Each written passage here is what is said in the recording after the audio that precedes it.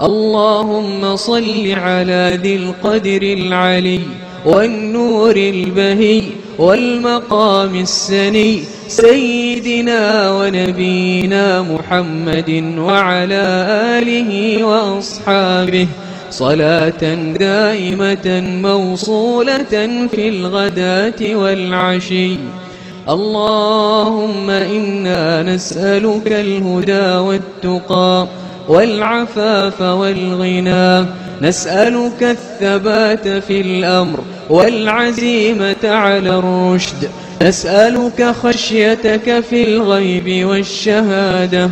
وكلمة الحق في الغضب والرضا والقصد في الفقر والغنى، نسألك إيمانا لا يرتد ونعيما لا ينفد ومرافقة سيدنا राज़िक़ रब रहीम सो सारा सचो धणी चई हमद हकीम करे पाण करीम जोड़ूं जोड़ जहान जूं। असांजा ख़ास मेहमान जिनमें क़ौमी असेंबली जो उम्मीदवार सैयद मुनीर हैदर शाह साहब, सूबाई असेंबली जो उम्मीदवार जनाब मलिक चंगेज़ खान, संदन बिरादर मलिक वहीद खान, अता मोहम्मद पालारी ऐं औरंगज़ेब शाहाणी जेको साईं सैयद जलाल महमूद शाह साहब जो सेक्रेटरी आहे, उन सां गॾोगॾु गाॾियुनि जो तमामु वॾो काफ़िलो आहे जेको देदार जे करीब पहुतल आहे। अध कलाक जे लॻभॻि असांजे दरमियान में हूंदो इंशाअल्लाह। जीअं ई महिमान असांजे करीब ईंदा त असां तव्हांखे ॼाण ॾींदासीं, इतला ॾींदासीं,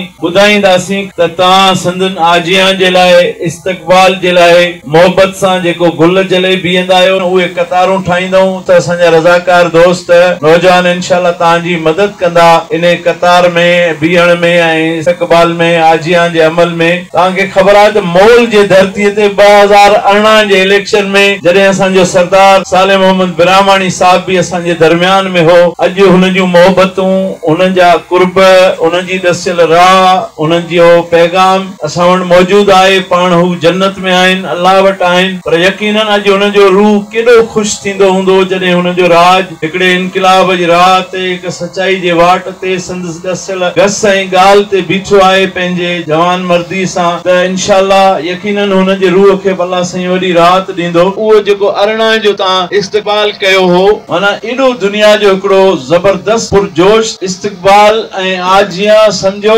दुनिया में शायदि इन जो मिसाल कोहिस्तान जे धरतीअ ते त कॾहिं बि कंहिं कोन ॾिठो हूंदो। जंहिं नमूने सां तव्हां जेका मोहबत ॾिनी हुई पंहिंजे सरदार खे, पंहिंजे वॾड़नि खे, पंहिंजे महिमाननि खे, साईं सैयद जलाल महमूद शाह साहब बि हुन जॻह ते मौजूदु हुयो ऐं ॿियूं तमामु वॾियूं हस्तियूं ऐं असांजो सरदार साले मोहम्मद बिरामाणी साहब मौजूदु हो। अल्लाह ताला हुन जे कबर ते किरोड़े रहमतूं नाज़िल करे हुन जे कबर खे जन्नत जो बाग बनाए। यकीनन हू असांजे लाइ हिकिड़ो छपर ऐं छांव, अॼु हुन जा पोयर इंशाअल्लाह पंहिंजे लाइ उहा ई छपर ऐं छांव हूंदा। त मुंहिंजा दोस्तो, जीअं मूं तव्हांखे अर्ज़ु कयो त जीअं पंहिंजो प्रोग्राम जेको थियणो आहे बाक़ाइदगीअ सां त महिमाननि जे आमद खां पोइ शुरू थींदो, पर पाण पंहिंजी कचेरी मचाईंदासीं। अॻु में बि महिमान ईंदा, उन्हनि जी गुफ़्तगू थींदी जेका पाण सभु तवजो सां, मोहबत सां, प्यार सां ॿुधंदासीं, सम्झंदासीं ऐं इंशाअल्लाह अल्लाह कंदो उन ते सभु पाण अमल बि कंदासीं।